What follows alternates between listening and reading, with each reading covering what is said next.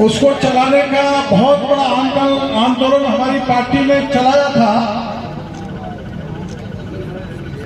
जिसमें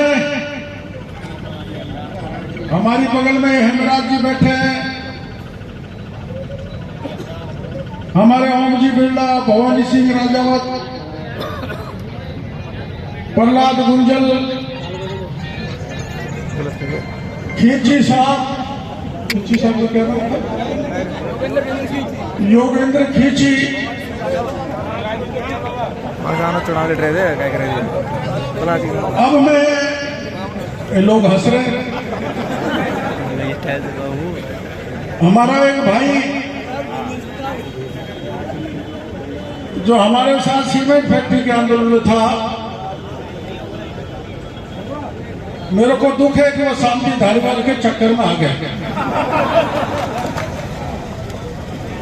बड़े अच्छे कार्यकर्ता थे, लेकिन क्यों चले गए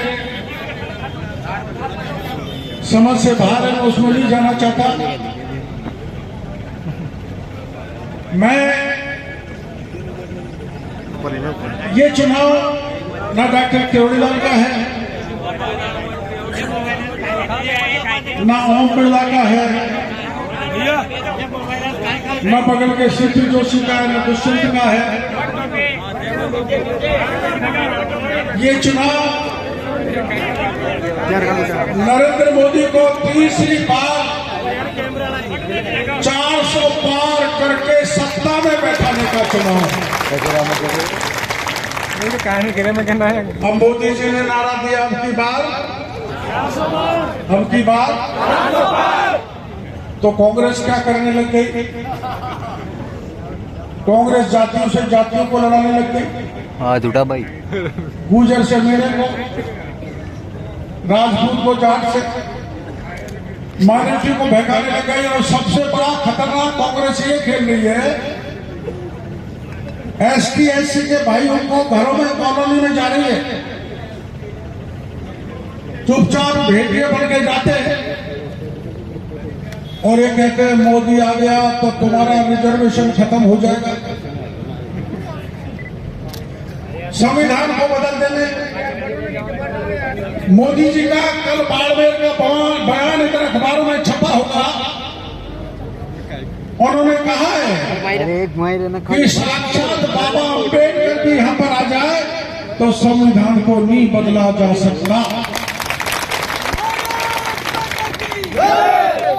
अब हमारे मीना भाई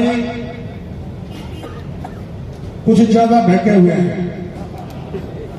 अरे भाई सुनो, जब अटल जी प्रधानमंत्री बने थे तब भी आरक्षण उन्होंने बढ़ाया था। मोदी जी 2019 में प्रधानमंत्री बने तो आरक्षण बढ़ाया था। और 2019 से पहले जब प्रचार हम कर रहे थे 2019 में, तब भी यही प्रचार किया था। जैसे मोदी जी ने आधी रात में जीएसटी लागू कर दी, नोटबंदी कर दी, वैसे ही रिजर्वेशन को खत्म कर देंगे। मैं कांग्रेस के प्रतिपक्ष के नेताओं लोगों से पूछना चाहता हूं, मेरा भाषण सुन लो संसद का, मोदी जी का भाषण सुन लो। हमने 10 साल का पीरियड मोदी जी ने एसटी एससी के आरक्षण का बढ़ाया और यही नहीं किया।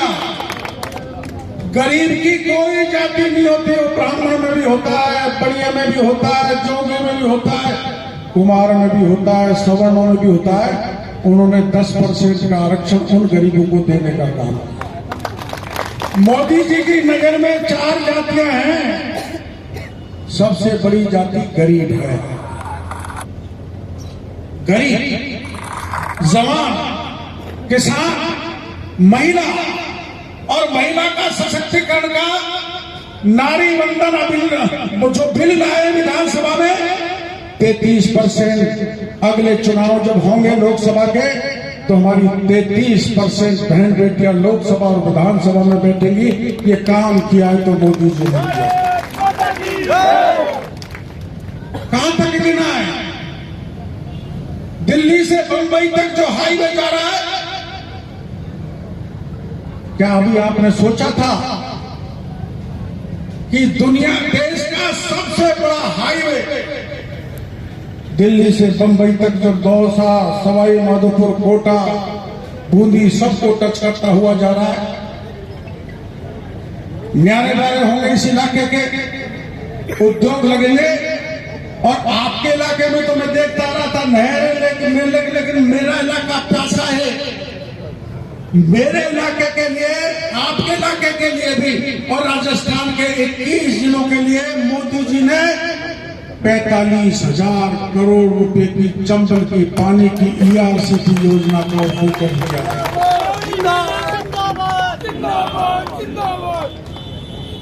अब आपसे मैं कुछ सवाल करना चाहता हूं।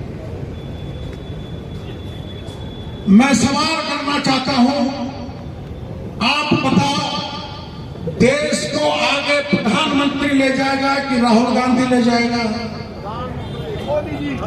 देश को आगे कौन ले जाएगा? अरे जोर से बोलो भाई, जो मोदी जी तो सुने। देश को आगे कौन ले जाएगा? देश को मजबूत कौन करेगा?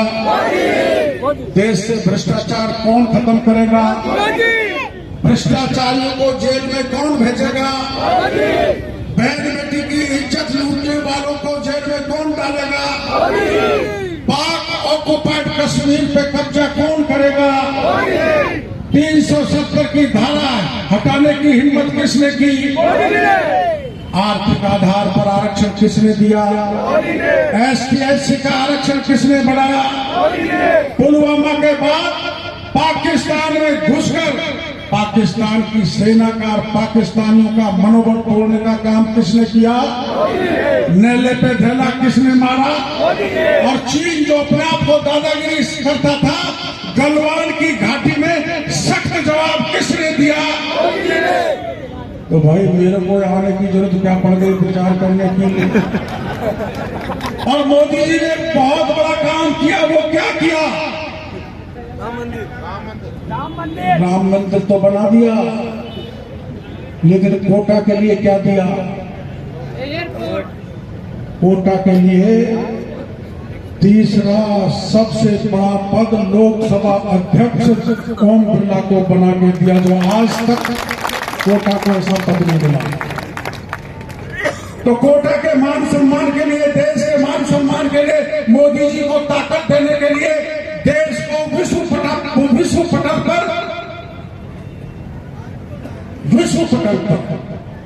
मान बढ़ाने वाले मोदी को वोट दोगे? वोट दोगे?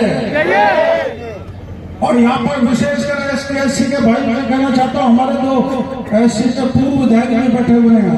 जरा खड़े हो जाओ। और बोल रहा है दोनों खड़े हो जाओ। इनको जानते हो? जब दो भूत हमारे साथ लग जाए तो फिर सामने वाला कौन देखने वाला है?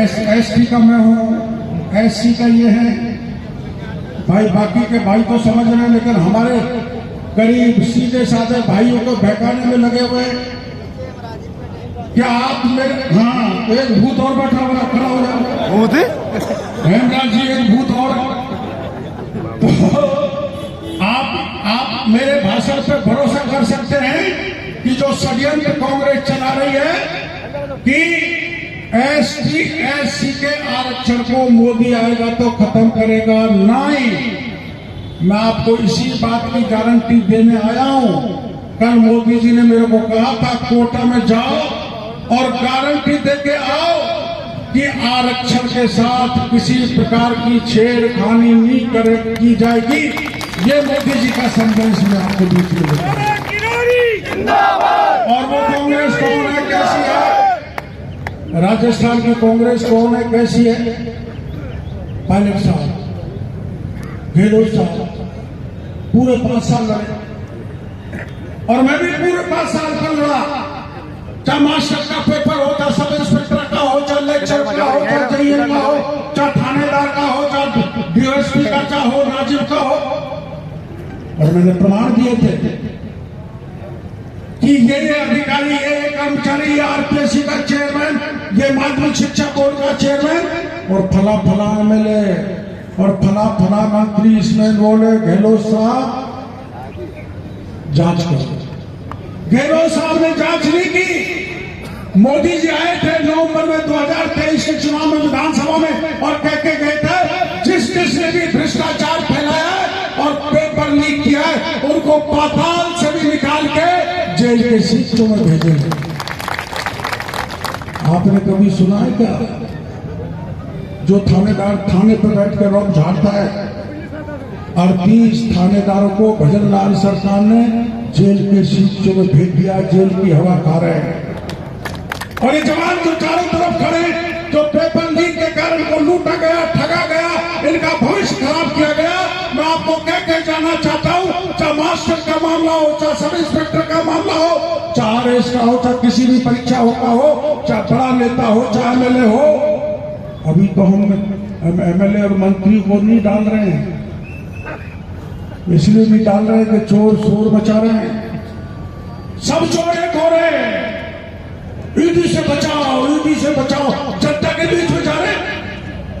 इसलिए चुनाव के बाद राजस्थान में एक एक को पकड़ के जेल के सीटों में डालेंगे, ये मैं आपको बड़ा भरोसा और विश्वास के साथ।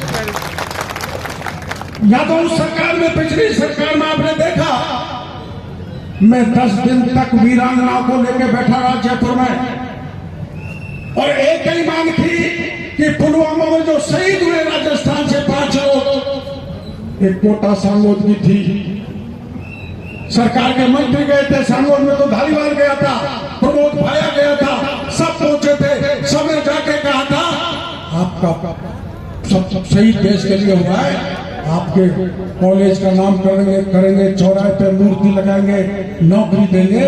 4 साल तक चक्कर निकाल कर वीरांगनाएं परेशान हो गई। अंत में मेरे पास आई और जब मैं मिलने गया तो मुख्यमंत्री नहीं मिला। मैं 10 दिन तक बैठा रहा, मुख्यमंत्री जी वीरांगनाओं से मिलो, चाहे मेरे से मत मिलो, लेकिन उन वीरांगनाओं से मिलो जिन्होंने देश के आन बान शान के लिए, जिनके पतियों ने अपना बलिदान दे दिया, प्राण में न्यौछावर कर दिया। गहलोत साहब नहीं मिले, अंत में क्या किया? वीरांगनाओं को गिरफ्तार किया, मेरे को भी गिरफ्तार किया, मेरी गर्दन तोड़ दी, कपड़े फाड़ दिए। मैं आपको भारत मां की कसम दिला के जाना चाहता हूं, जिस कांग्रेस ने उस समय प्रहलाद जी मेरे साथ थे, प्रहलाद जी मेरे साथ थे, वीरांगना को अपमान कैसे कर दिया, उनके भाषण पढ़ लेना। जिस कांग्रेस ने हमारे वीरांगनाओं का, देश में बलिदान देने वालों का अपमान किया है, क्या उसको माफ करने का समय है? बदला लोगे, जोरदारी से लोगे, तो मैं मोदी जी को फोन कर दूं कि कोटा की जनता जोरदारी से बदला ले रही है, कमल का पठान दबा रही है। ये किरोड़ी लाल और बेला का चुनाव नहीं है, ये मोदी जी को प्रधानमंत्री बनाने का चुनाव है, जिससे आर्थिक दृष्टि से हमारा